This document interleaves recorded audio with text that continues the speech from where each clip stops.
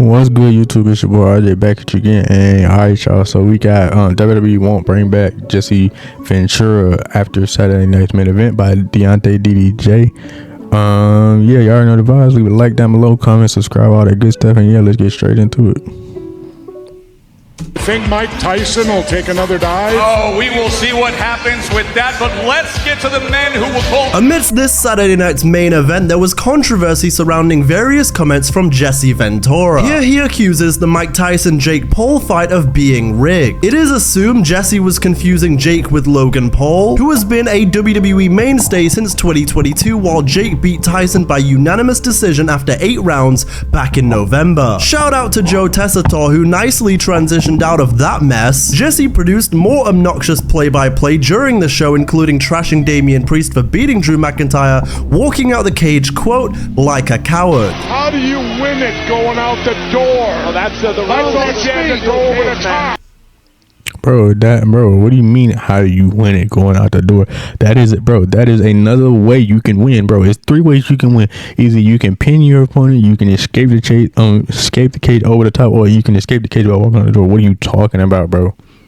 Yeah, get bro up out of here. Yeah, pack him up and get him up out of here, bro. He don't know what he's talking about. What kind of BS is that? Well, that. Okay. Bro, what do you mean, bro? That's an official way you can win the match. What are you talking about? You can walk out the door. He also completely spoke over the entrances of both men by constantly yapping to Pat McAfee. Actually, I admire Pat for doing it. He's the second broadcaster in history to climb into a ring. Oh my God!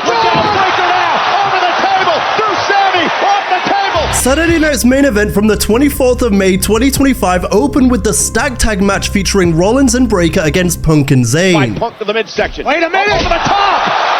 Cover! Kick out at 2! I'm not so sure Roxanne Perez is gonna appreciate that. There was also a point where Sammy paid tribute to the late great Sabu. Side, up the top, moonsault takes out Breaker.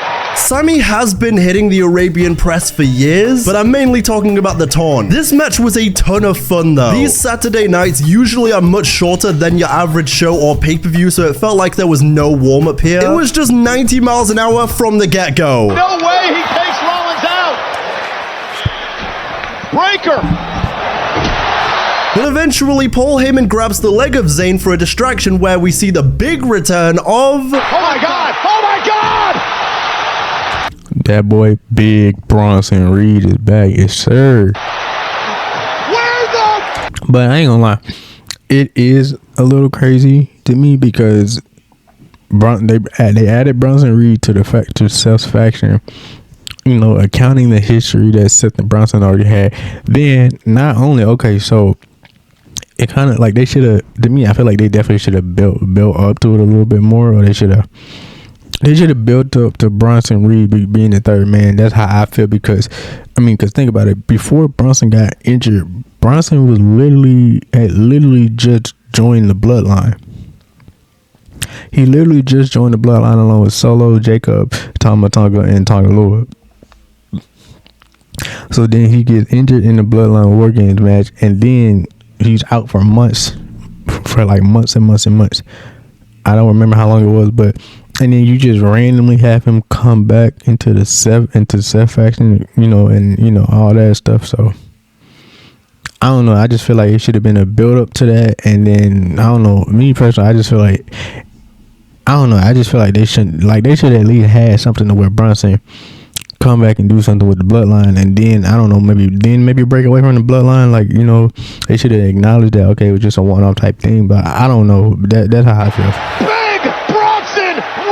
Big Bronson Reed is back for the first time in months. A super spear from Braun Breaker and a win for Rollins and company. And also, me personally, I feel like the third man could have been Austin Theory, or maybe even Grayson Waller, or something like that, or I don't know. I can't really think about anybody else who could do, but I really feel like the third man could have been Austin Theory or something like that, or maybe even Grayson Waller or something. I don't know, but I don't know about Grayson Waller, but more so Austin Theory rather than Grayson Waller, but I don't know. A banger to open the show as Bronson joins the Heyman faction. And that is one hell of a pickup, I'll be honest. I ultimately figured that the Sami Zayn plot twist made more sense, but I like this too. In my head, when Bronson returned, I figured he didn't need a faction, but if this means both him and Bron Breakker are future world champs, I'll be there no matter what. Also, Bron and Bron in the same faction. If we call it Bronny and LeBron, we could finally make Bron sexuality a thing. This man, a stone cold Sami to CM Punk. I am so happy to see Bronson Reed back because that injury was pretty terrifying. I also hope to... Yeah, that injury was kind of scary. First of all, I still think one more member, ideally a woman or a tag team, would help round out this faction. And if anything, maybe, I don't know, maybe not a tag team, but I definitely feel like a woman would fill it out. Maybe somebody who could, maybe Zoe Stark when she comes back. Let's see, not Liv Morgan. Then you got who else? Maybe Natalia. I mean, I know she's been around for a long time, but maybe you could do a Natalia. Let's see who else you got. Maybe not Roxanne. You could call somebody from NXT. You could do maybe like I don't know about a Jada Parker. Probably not Jada Parker. You want Jada Parker to do her own thing. Maybe something like a Carmen Petrovich or whatever her name is, or something like that. I don't know. I can't think right now. When they're all holding titles and they look like Evolution, it's gonna be so fire. But next we saw a backstage interview with Chelsea Green. Oh yeah, and I do have to point out, I love Zelina's attire.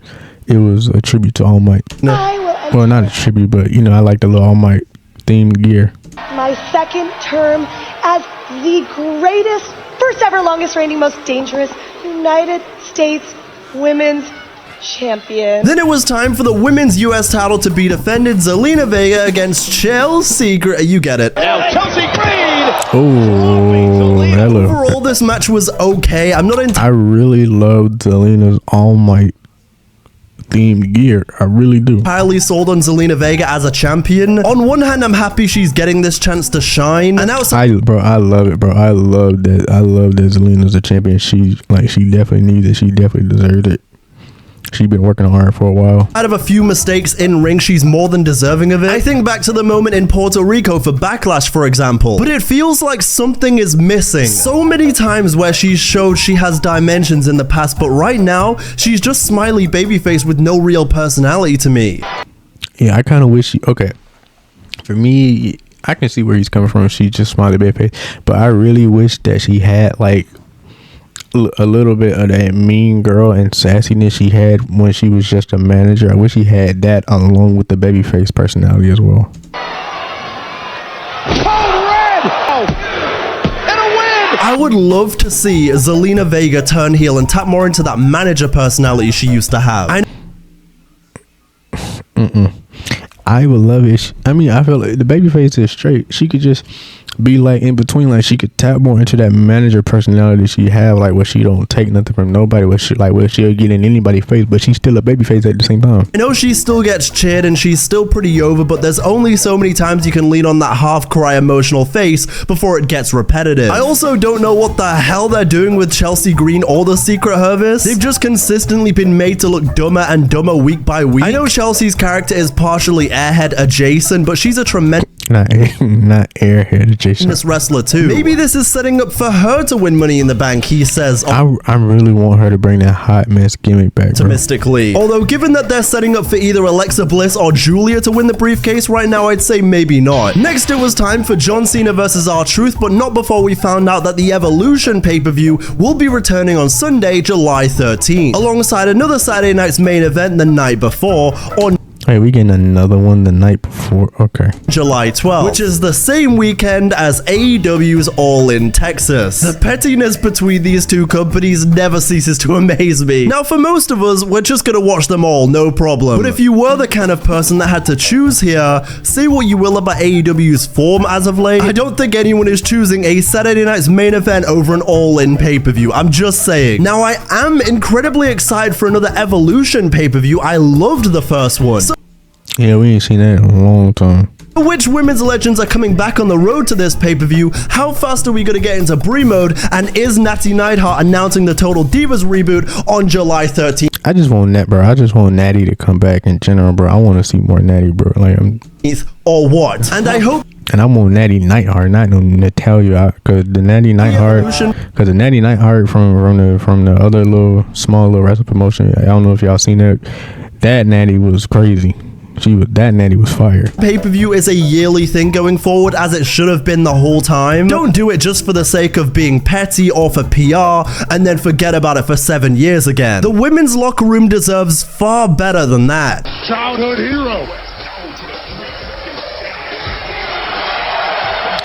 I love this. I ain't gonna lie, with something to me that what would have been better about this though if R-Truth had came out rapping the theme song, rapping John Cena's theme song. It just disrespects the hell out of him. I need one of those Ron Cena t-shirts yesterday. Also, John, you were looking pretty good. The hair is starting to look nice again. Truth's got Cena up. Truth with an AA. Truth's is he gonna beat Cena in a kick out? I think the funniest thing about this Cena heel turn is gonna be when he turns face again and his response is just, "My bad, y'all, I was bugging." Consider maybe he has a conscience. So he looked in the eyes of one of his admirers and said, maybe this isn't the way I need to be. And we seemingly see a glimpse of the old John Cena here. Oh! Cena went low. AA delivered. Never mind. Calling card lately. And now the title. This match was pretty decent, but given the fact that Cena's title wasn't on the line, I really wish R-Truth would have picked up the win here. Next, we saw a backstage segment between John Cena and Jey Uso before the steel cage match. Last time I seen you, I threw you out the window, Royal Rumble, Oos. I'm glad you remember the last time we saw each other. I'm looking forward to the next time. I don't know why I couldn't really buy it when he was talking like this, man. Like it felt weird. It felt off when he was talking like this. I don't know. I see you. Why is he talking like he's about to lay out some house rules? But exactly. That's what I'm saying. Cena continues in saying if he retired with the title while the world title was around the waist of a YouTuber, that would really ruin wrestling. Gosh, that's a lot of pressure for the match tonight. Good luck, champ. Why is he talking like that? I don't like it. I don't like that he's talking like that. I don't like it. He was genuinely speaking as if he was backstage. Oh yeah. Superplex. Priest coming from the top of the cage. Drew McIntyre, Damian Priest inside a steel cage was pretty great considering Drew shouldn't even be competing right now after everything his body has been through as of late. After a brutal run of steel chair spots back and forth between these two, Damian Priest brings back a classic. Priest with said concerto. The crowd chanting one more time is absolutely insane. And waltzing out of the ring to win the steel cage match. I'm very interested to see what Damian Priest and Drew McIntyre do next now that this feud is seemingly over. But next it was time for the main event, Jey Uso against Logan Paul for the World Championship. That kid eats 4,000 times better than you, Paul.